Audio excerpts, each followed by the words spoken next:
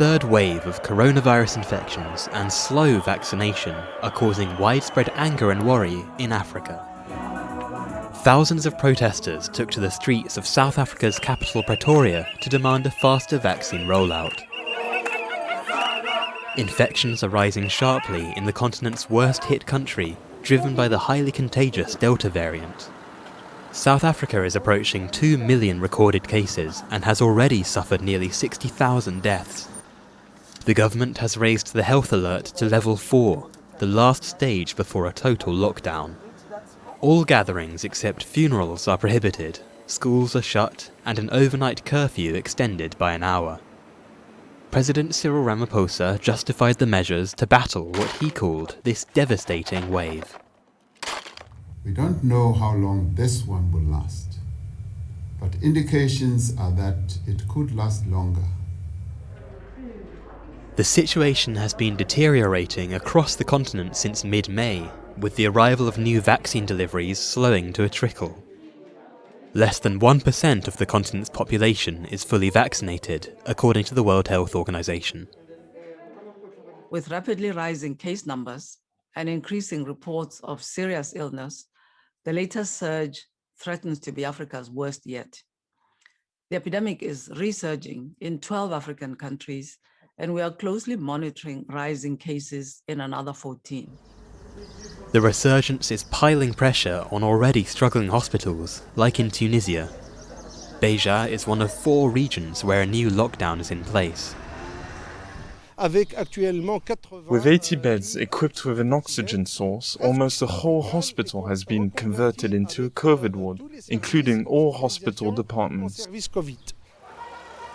Uganda has also been under a new lockdown since mid-June, set to last for 6 weeks. Police patrol the streets of the capital Kampala to enforce restrictions and arrest street vendors. In the Nakasero market, traders sleep on the spot to be able to keep selling. With no other means to make a living, hundreds of people camp out on the concrete.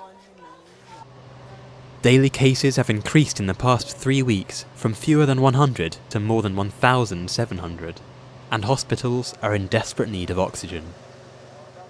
At the moment, I would say we are able to supply according to the demand, because on average of 300 to 400 cylinders a day, all that is coming in, we are able to refill them at least within a maximum of 8 to 12 hours.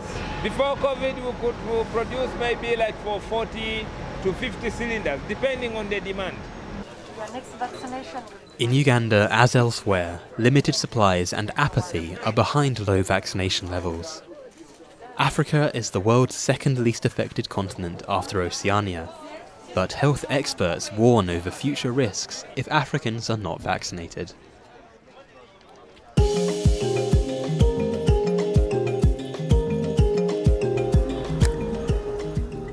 South Africa's highest court has handed a 15-month jail sentence to former President Jacob Zuma for contempt of court. Zuma had failed to comply with an order to appear before a panel investigating corruption during his near-decade-long time in office. His foundation has described the ruling as emotional, angry, and not consistent with the constitution of South Africa. But the chairman of the corruption inquiry, Deputy Chief Justice Raymond Zondo, welcomed what he called an important judgment for the country. It reaffirms the principle that we are all equal before the law. A one-time anti-apartheid fighter who spent 10 years in Robben Island prison, Jacob Zuma was a popular figure who retains a strong support base. Some fear that his conviction could bring about political instability. Zuma is also fighting separate charges of corruption.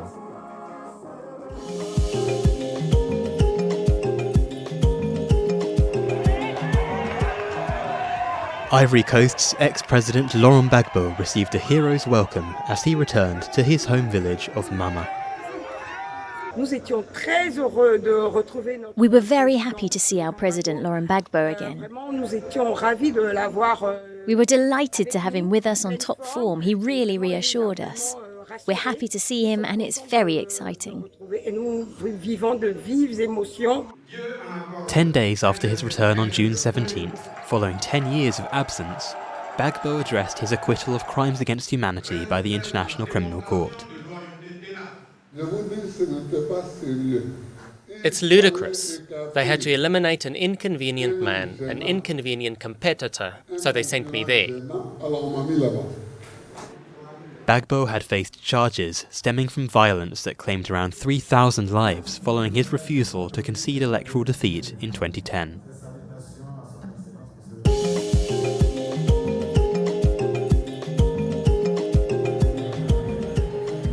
Until 20 years ago, black faces used to be a rare sight on the covers of glossy magazines. But things are different. Now, most of the world's leading agencies have models of African origin on their roster. Nigeria's Toby Momo is one of them. It's more than before because African models now are traveling, they're going. Momo was spotted on the street by Elizabeth Elahor, a former model herself who founded Nigeria's first modelling agency in 2004. Now, Elahor is casting her net even wider with a new competition to find the continent's next top model called Future Face Africa. From models and stylists to makeup artists and photographers, over the last decade, the fashion sector has made huge strides on the continent. One hub is South Africa, the other Nigeria, explains fashion photographer Kola Oshalusi. Nigeria has been in the forefront of everything, sincerely, in music, in art, in entertainment, in fashion, in models. Nigerian models are some of the most respected black models walking the runway around the world now. Fashion brands are changing mentalities thanks to social movements like Black Lives Matter. But business logic also plays a role. Africa is a lucrative potential market, Elahor explains. I think maybe a lot of international designers are realizing that most of their clients as well are from Africa. You know, we buy the expensive stuff, so I think that's what is happening now, and things have changed and people are realizing, you know what, Africa is now. Africa is now at the moment.